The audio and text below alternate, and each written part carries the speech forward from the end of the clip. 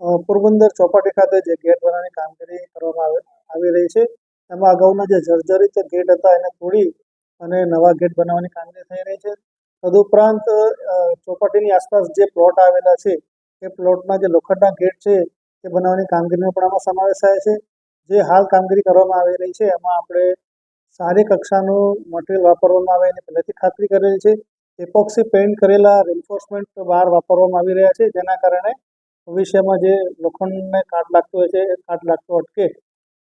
આ બાબતે અમારા જે સિટી એન્જિનિયર છે, અમારી પીએમસી એજન્સી છે એના દ્વારા સુપરવિઝન કરવામાં આવતું હોય છે.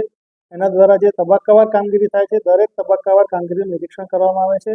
તેમ છતાં આવી કોઈ ફરિયાદ હશે તો ફરીથી અમારા સિટી એન્જિનિયર અને પીએમસી એજન્સી અને અમારી થર્ડ પાર્ટી એજન્સી દ્વારા એની ચકાસણી કરવામાં આવશે. મારે વધારામાં એ જણાવવાનું કે અમારી જે થર્ડ પાર્ટી એજન્સી હોય છે એ દરેકે દરેક જે મટીરિયલ વાપરવામાં આવે એ મટીરિયલના સેમ્પલ લેતા હોય છે અને એની લેબોરેટરીમાં તપાસ કરાવતા હોય છે.